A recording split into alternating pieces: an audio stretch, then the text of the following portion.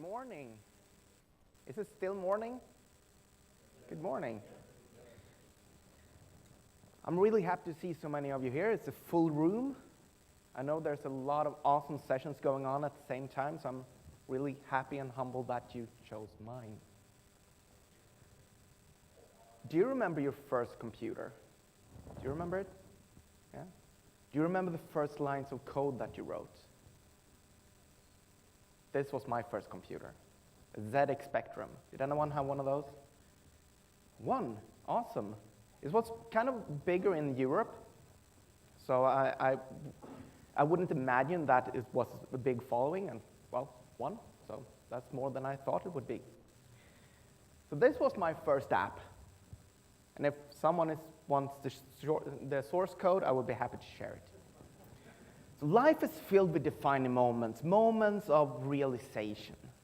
And I believe that for a lot of us, we had some kind of defining moment when we realized that we wanted to become a developer.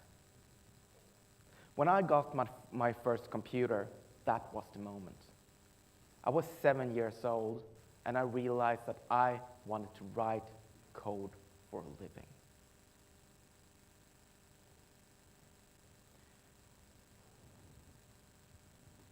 When I tried the HoloLens for the first time, this was in 2015, I believe, at Build.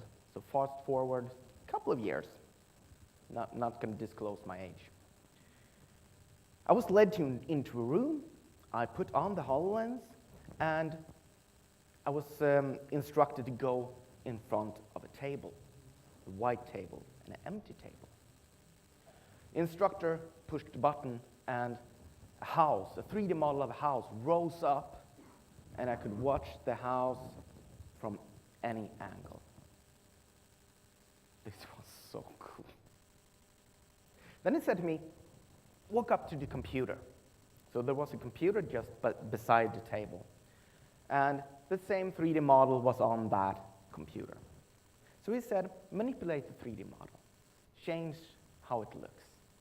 So I grabbed the roof, I pulled it up, and look and behold, the 3D model on the table moved accordingly.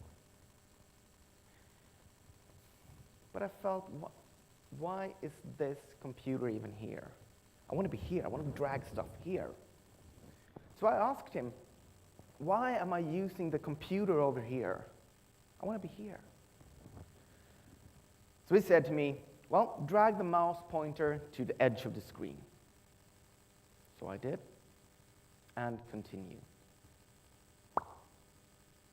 The mouse pointer is now floating in mid-air, and I could manipulate the house with the mouse pointer. So there I was.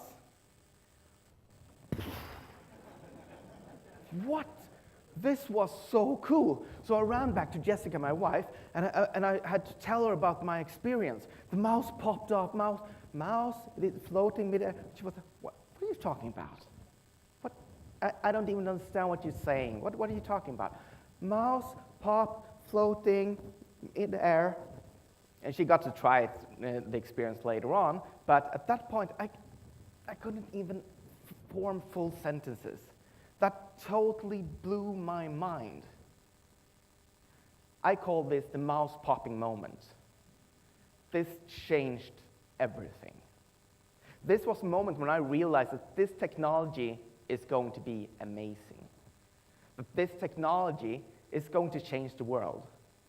And that this technology is something that I really, really need to work with. This totally blew my mind.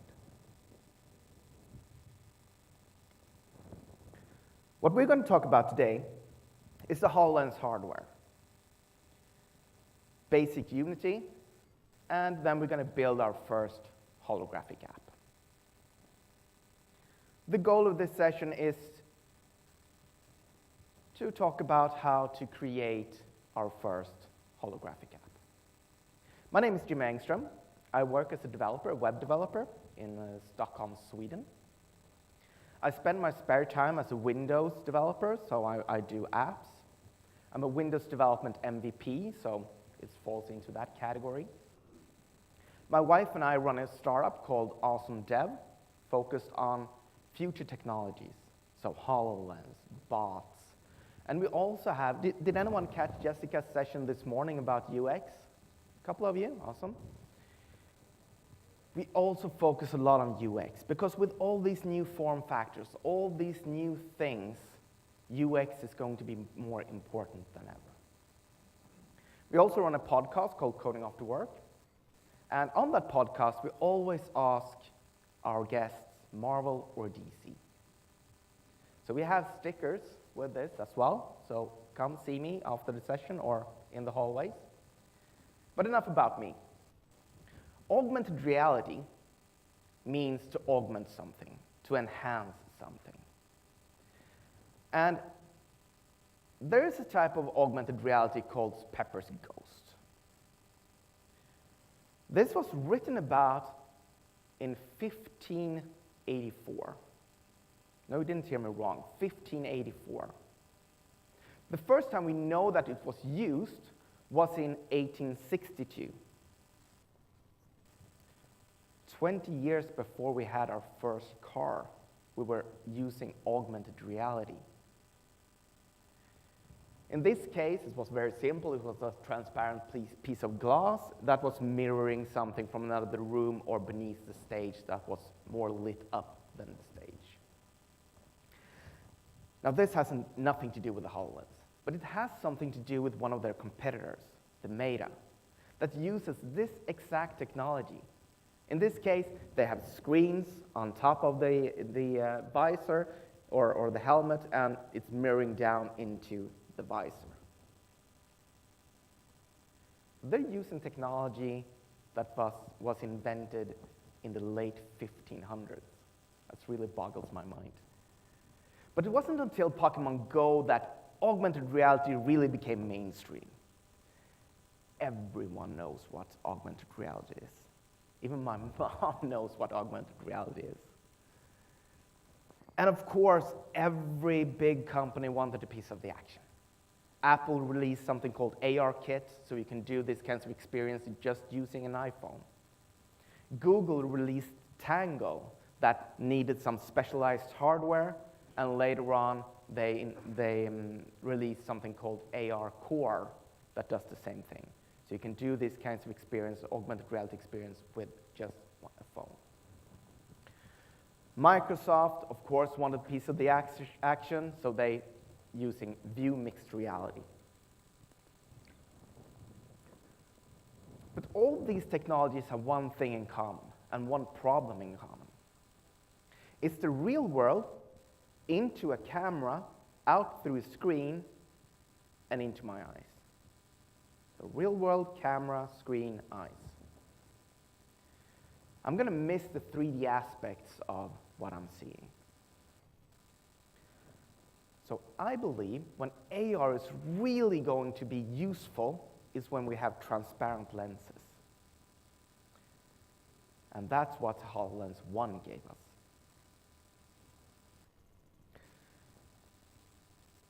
The HoloLens 1 was Microsoft's first holographic computer.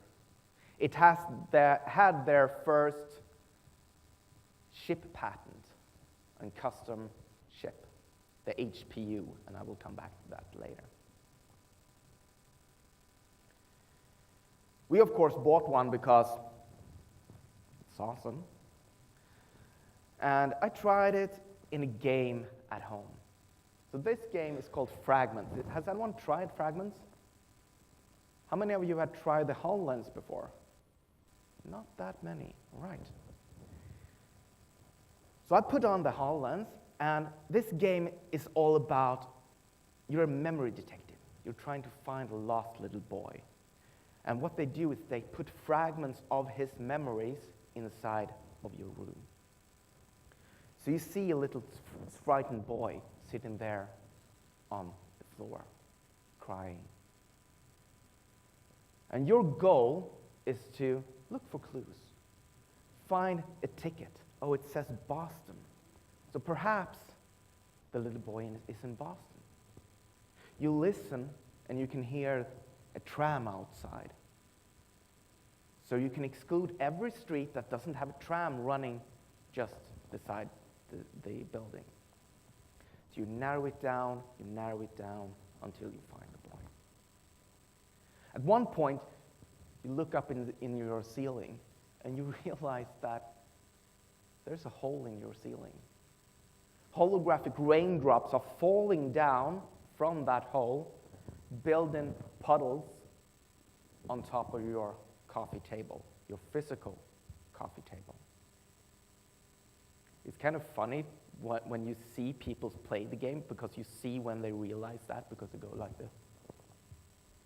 And just staring at the ceiling for 5 minutes.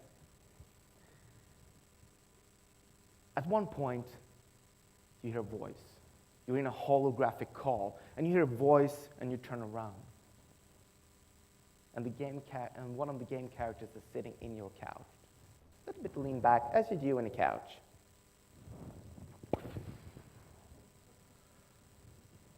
This was so amazing. I usually describe the HoloLens as a business platform that is game-enabled. And it does it really, really well. So here we are, 4 years later. 4 years of tech evolution, 4 years of tech advancements. A lot can happen in 4 years, and it has. The HoloLens 2.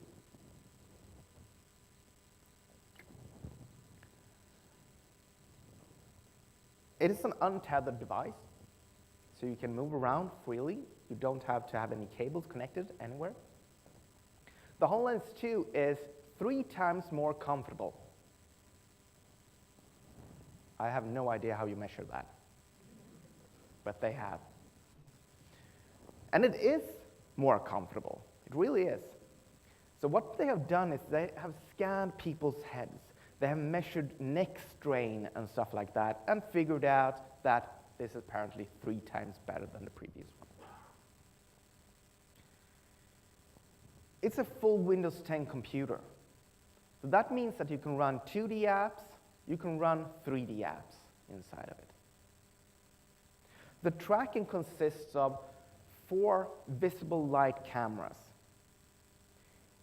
It has 2 IR cameras for eye tracking. 1 megapixel time-of-flight depth sensor. So basically it has a Kinect mounted on top of your head. Accelerometer, gyroscope, and magnometer makes up something called the IMU, the inertial measurement unit. So all these things together makes up for the spatial mapping or the tracking. All this data, and we're talking about terabytes per second, is fed into the HPU, the holographic processing unit. That's going to process all this data and figure out where you are in the room, where's the walls, where's the floor, where's the ceiling, and where is the holograms in connection to all these things. The lenses I mentioned, they're transparent. It has layers, so it's going to bounce light into the lenses and into my eyes. So this table, for example, was a really bad example because black doesn't reflect light. So let's pick one of these tables instead. They are white. So these tables are not white per se. It's how they reflect light that makes me perceive it as white.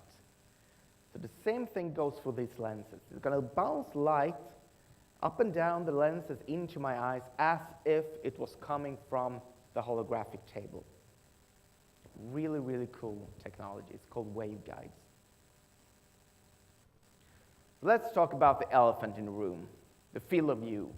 I can imagine that you heard that the field of view is kind of bad for the HoloLens. We demoed this for the HoloLens 1, I should say, for about 3,000 people. And about 30% says, yeah, it's unusable. It's way too small field of view. 70% says, I didn't even notice. I was concentrating that there were robots coming out of the wall firing at me. And so far, none of the people that has a HoloLens, that been working with one, says that it's really a problem because you adapt. You take a step back if you need to. So the HoloLens 1 has about this size of field of view. Basically, if you hold a piece of paper just in front of you, that's going to be your field of view. The HoloLens 2 has more than twice the area. So to compare this to other competitors, we have the Magic Leap. They're using the same technology with waveguides. They have a little bit smaller field of view, just a tiny little bit. So when you're designing an experience for the HoloLens 1, think about the size of the holograms.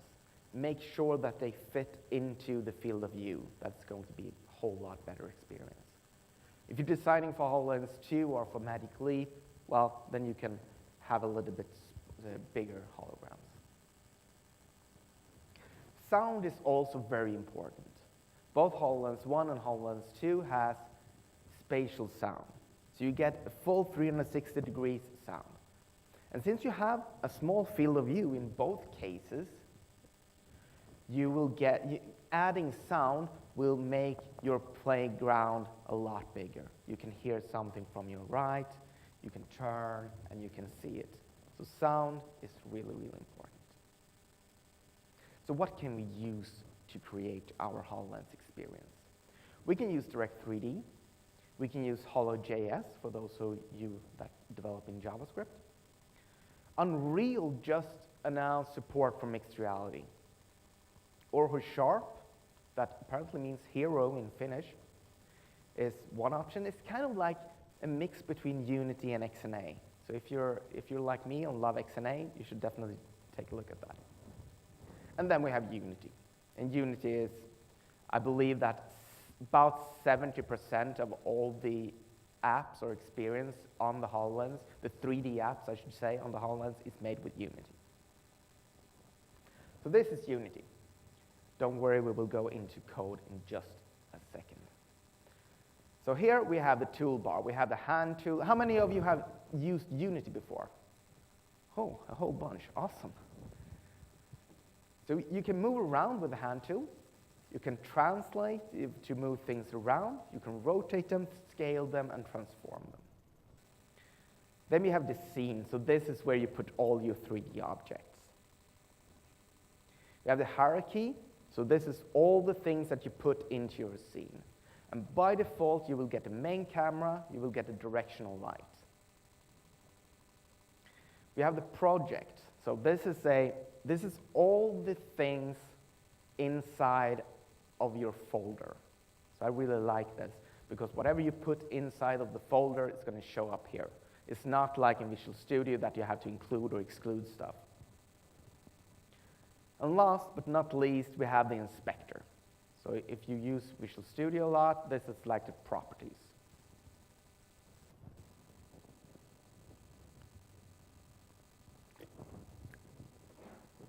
So there are 5 things that are really important when it comes to the HoloLens.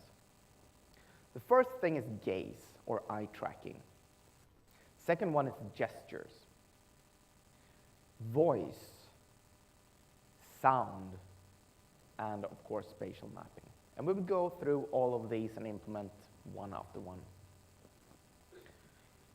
So the first thing we want to do, we want to interact with the digital world. We want to be able to select it and look at it. The HoloLens 1 has something called gaze. And in eye tracking terms, it's not the same thing. Because gaze in the HoloLens world is going to be like a ray pointing out from the HoloLens, and as you move your head, that is your mouse cursor. The HoloLens 2 have real eye tracking.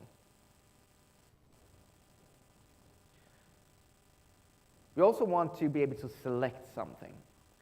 And for that, we use gestures. So the air tap is like kind of like clicking in midair. So it's like raising a finger like this, putting it down and up again. So kind of like clicking in the air.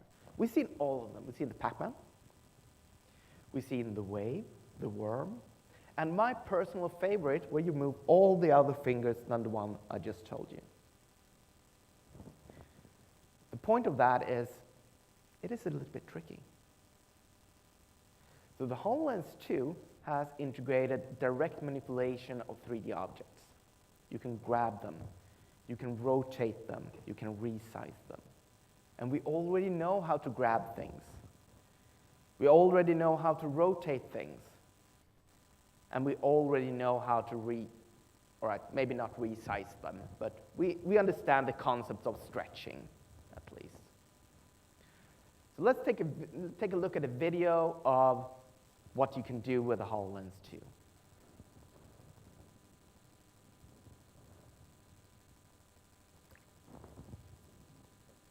You can push things with your fingers. You can have them focused, you can grab things. And as you can see, it's a little bit off, but that's just because the camera is not in the same place as your eyes. You see, it's a really, really fast interaction.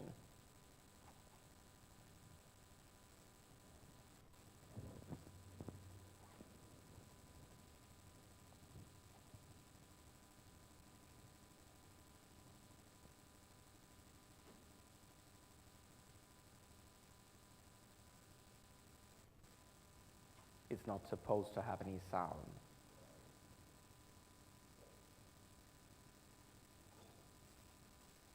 You also have this hand raise, so you can use things that is in the distance.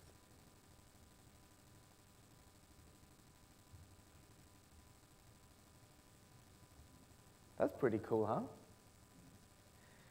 The HoloLens 1 comes with one of these as well. This is a little clicker.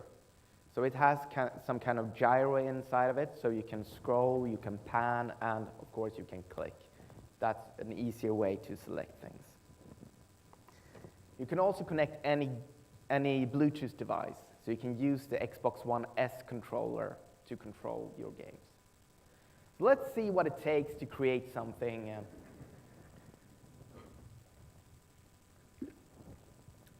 The first thing we need is the Mixed Reality Toolkit, and you can find it on this URL.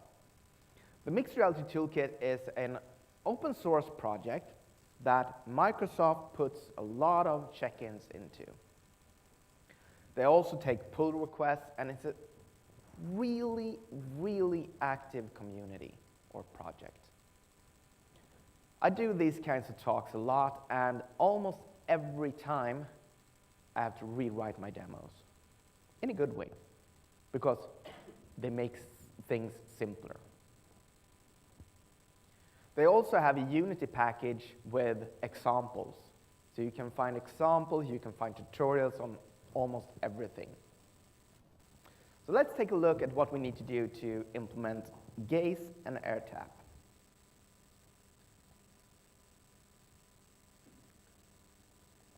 Here we have Unity. I'm going to go to another scene. So this is a new scene. As you can see, we have the main camera and we have the directional light, just as I promised. So what we're going to do is we're going to create a 3D object, a cube. Going to make it a little bit smaller.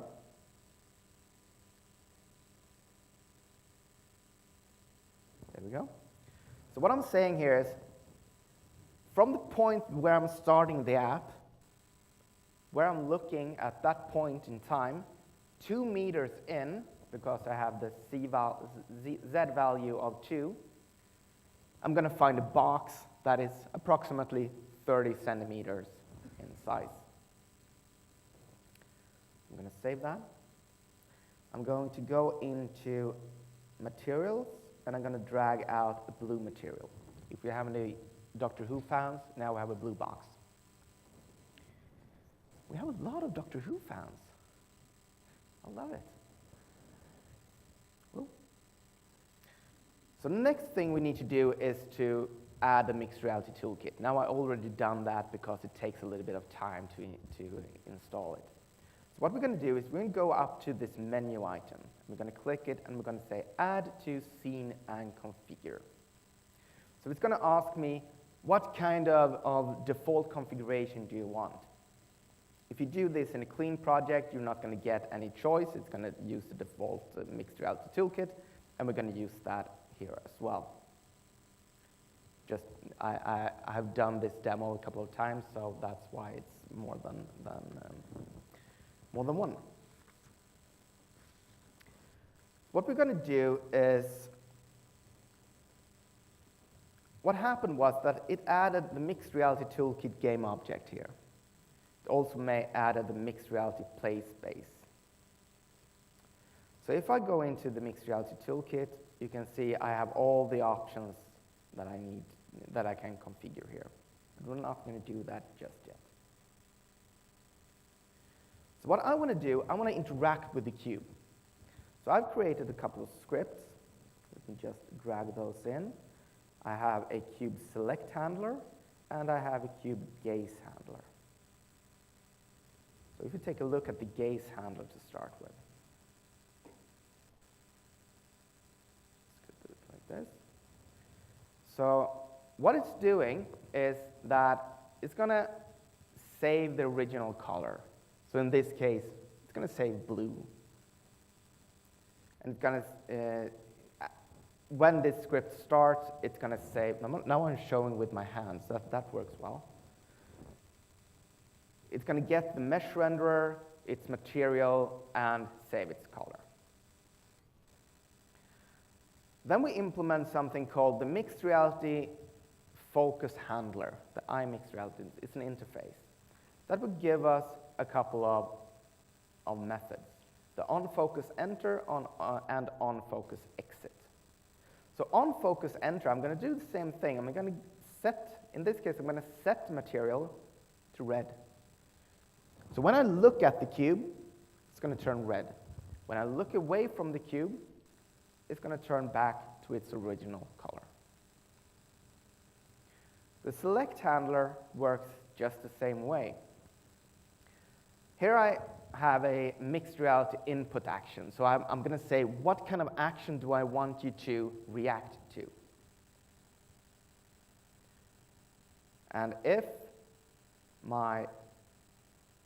I'm going to implement the iMixed Reality pointer handler. So if I come into this method, on pointer down, and it is the same as the one I configured, I want the method select the cube to run. And what it does, it's going to get the mesh handler, sorry, the mesh renderer, get the material, the color, and set it to green. So when I select the box, it's going to turn green. If you go back to Unity, I also need to go into the cube, and I need to select the action, and I'm going to set select. So if I run this now,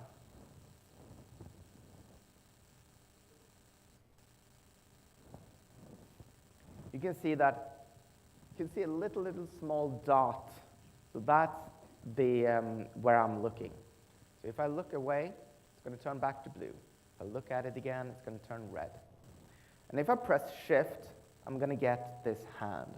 So here I can say, well, I'm going to focus on that, I'm going to click, and it's going to turn green.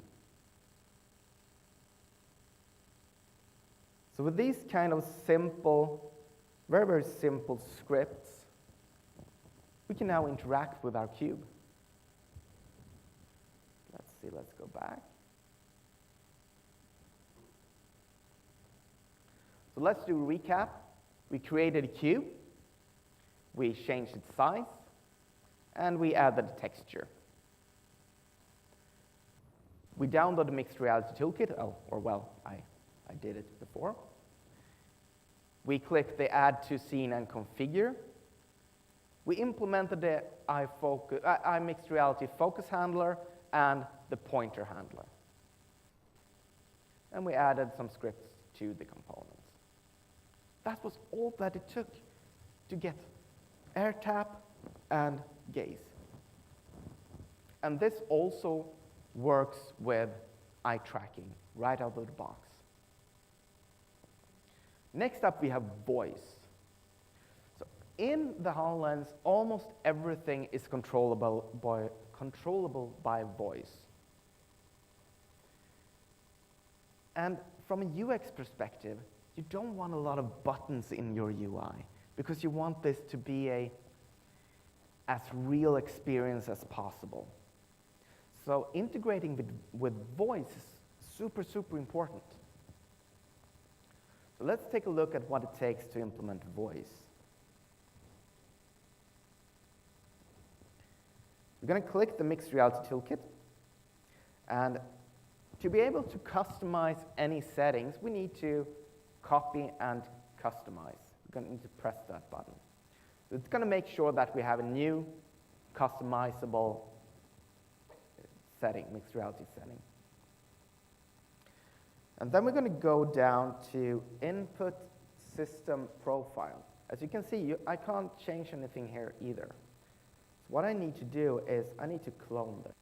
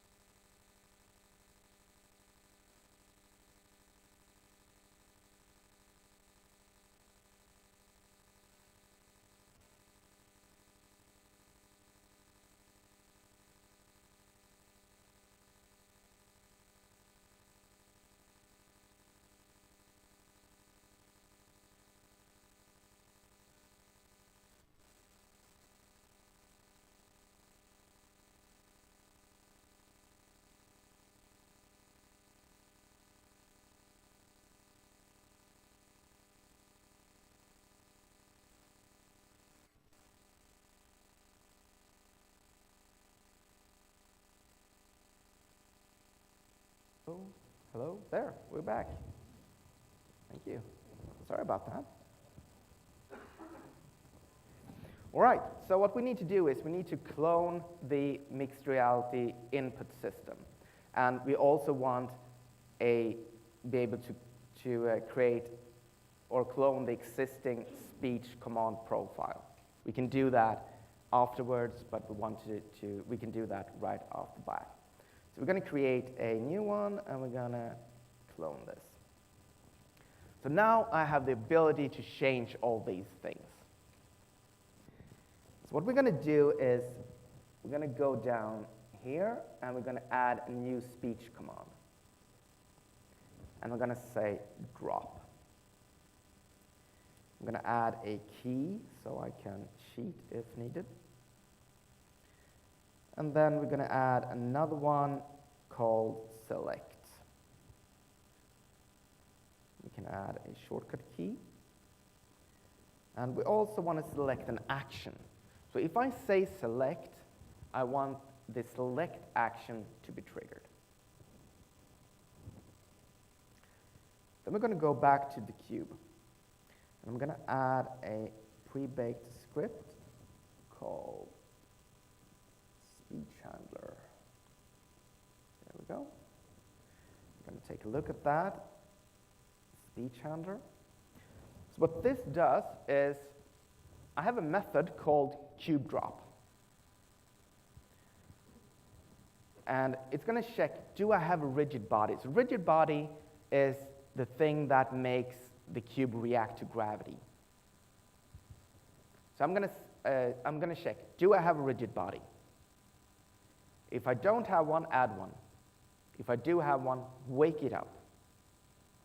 And I also have a key R for reset, so I can turn the cube back to its original position if I want to.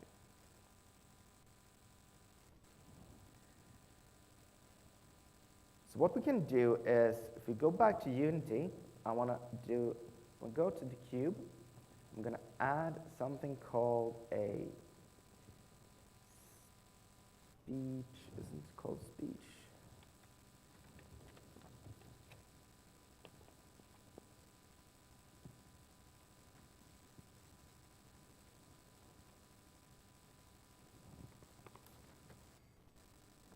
There we have it.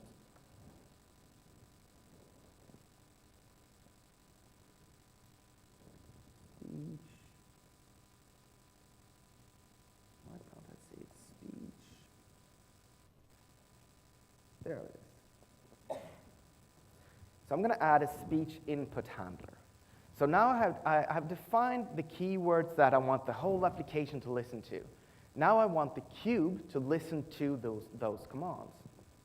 So I add a command. I get it neatly in this list because I created those. I'm going to say drop. And to the script, I'm going to say that if I say drop, I want the cube. I'm going to drag in the cube here for the object, and I want the function to be the cube speech handler, and I want it to run the method cube drop. So when I say drop, it's going to run that method. I also want to add another one. There we go. And I want to add the select one. I'm going to drag in the cube. And this time, I'm looking for the cube select handler, and I'm going to invoke the select the cube method. So let's see if this works. This is always exciting. So I'm selecting the cube. I'm looking at the cube, and I'm going to say select. No? Select. There we go. So I've selected the cube. Now I'll be able to say drop. No? Drop. And the cube drops.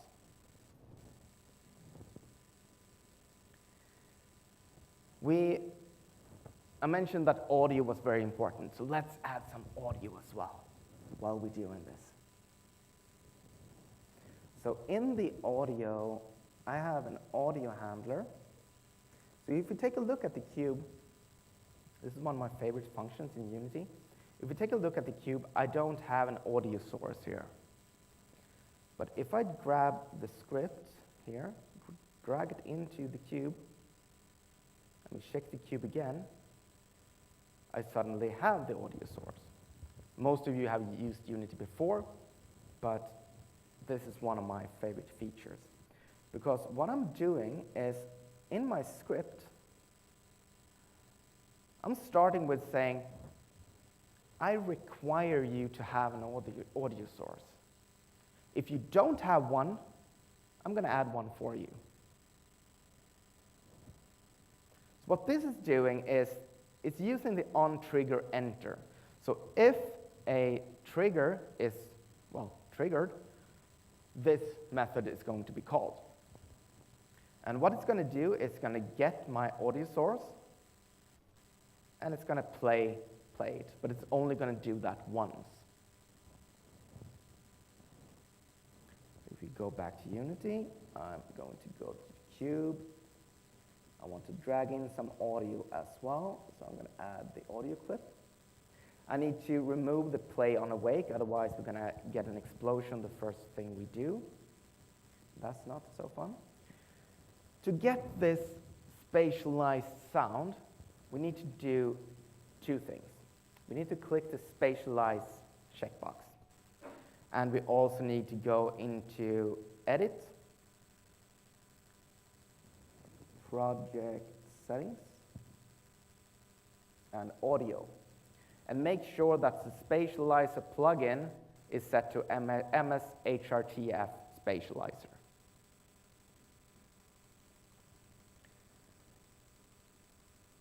What we also need to do is to actually get that hit, to get that trigger, we need to go to the cube. We're going to add a box collider. Now this one is a little bit short of 1. We also have a box collider up here that is just the right size of 1. So what we need to do is this one that is a little bit larger, we need to set this as the trigger. So what is going to happen is it's going to fall onto the floor, it's going to trigger the trigger, and then the second box collider is going to make it stay on the floor. I'm not going to show you that, because I'm going to show you that a little bit later in the HoloLens instead. Hopefully. So what we did was we copied and customized the Mixed Reality Toolkit. We cloned the input system settings and speech command profile. We added the keyword drop and the keyword select. And we added the cube speech handler script to the cube, the speech input handler, and mapped those keywords to different methods. We have already talked about audio. We added the script. We removed play on awake. We set the spatialize on that game object or on that audio source. And we made sure that MS-HRTF spatialize plugin was used. So when it comes to spatial mapping, one company that does this really, really well is Lowe's. So what they're doing is they're using Azure Cognitive Services. They have massive amount of kitchens. They've analyzed how they work, how they look, and stuff like that.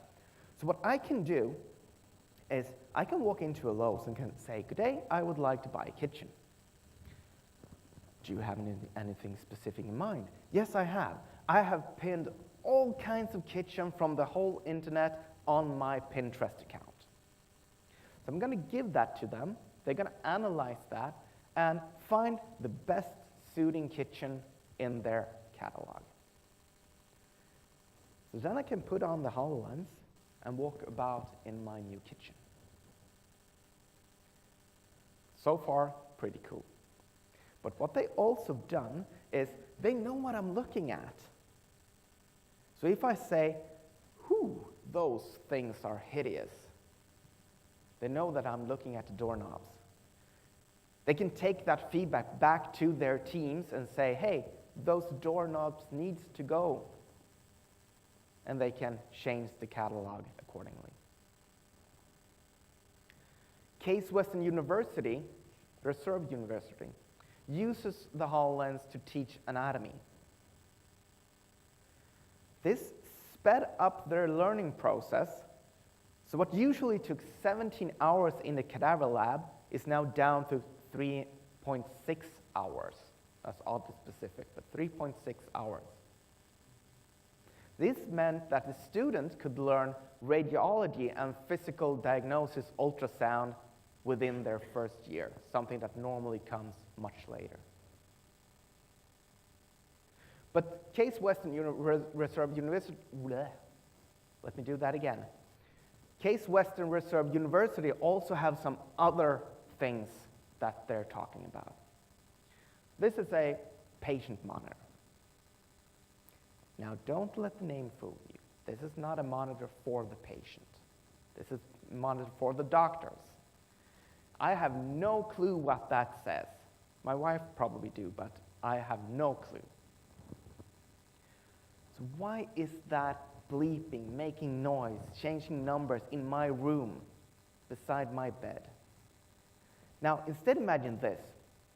A small, discrete IoT device, sending this up to an AI in the cloud, informing your doctor saying, "Hey, this patient needs your help." This will be able to analyze, diagnose, and find problems way faster than a human doctor would. Then your doctor can come in and say, "So what seems to be the problem?" Put on a HoloLens and see all the values right there in the HoloLens. Or heck, in another room for all. Being a Swede, I need to bring up Volvo. Volvo uses this in their flagship stores. So you can look at the car, different colors, different accessories. Now, I did talk about some things that you should think about your experience. And one of the things NASA has done is a really, really cool thing called Destination Mars. So you should step onto Mars. You put on the HoloLens, step onto Mars. Buzz Aldrin is there narrating everything. You can look you can look at rocks. Used to be water here and stuff like that. The thing is, you're stepping onto Mars. Mars isn't coming out to you like a normal augmented reality experience. You're stepping onto Mars. So this, I would argue, is a VR experience. This is way better VR experience. So think about what your experience, what technology is best for your experience. And just not go with the HoloLens because it's really cool. This is one of the games that came out with HoloLens. What was one of the first games, one of the first demos that Microsoft did at all with the HoloLens. This uses spatial mapping by robots busting out through the wall coming at you. And you can get a kind of parallax effect. You can see the wiring behind the walls and stuff like that. Really, really cool demo as well. All right, spatial mapping. Let's see a demo. Let's see if this one is on. It is. Awesome.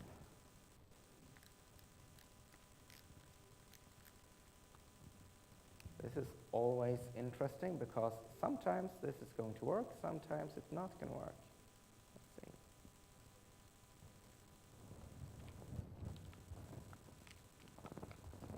So this is the HoloLens 1. I'm going to turn on live stream. There we go. It is working. So you might notice that it's a little bit laggy and you can see the mouse pointer flipping around. That is not my experience because my head is moving around. So I select my application. It's going to show me a brief start screen. And there we have it. Here's our cube. It's going to turn blue when I'm not looking at it. It's going to turn red when I'm looking at it. And as you can see, it's tracking the floor, all the things around it. If I say select, it's going to turn green. I can also use the air tap gesture, just like that. And if I say drop, nothing happens. Drop.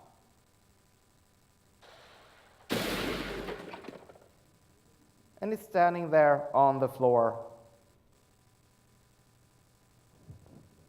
I can do this all day.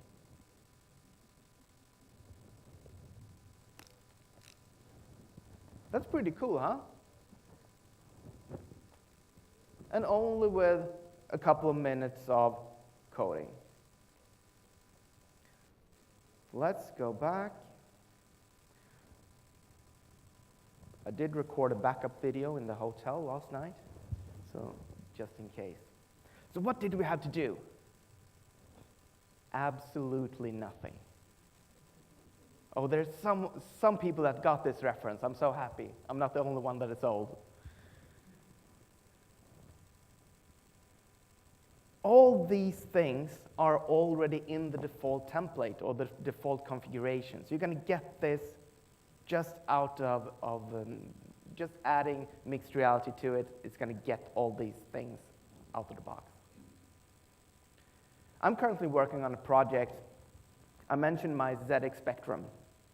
And when I became a developer, I thought, can I do it? Can I create a ZX Spectrum emulator? So I bought a book this size, all the assembler instructions that the Z80 processor can do. So I put it down, I opened the first page, and I implemented it. The second page implemented. Third, fourth, fifth.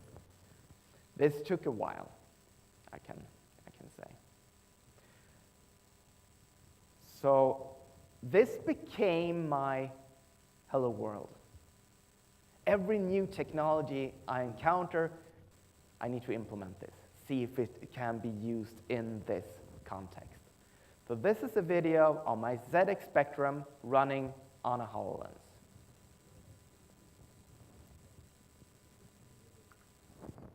So it's a 3D model of a TV standing on a white table. I have a gamepad. I have the Xbox gamepad. And I'm going to collect the parts for my spaceship. And I'm apparently not that good at this game, even though this is my favorite game of all time. Let's see if I can do it. Spoilers, I can. And we have a spaceship. Have anyone tried this game?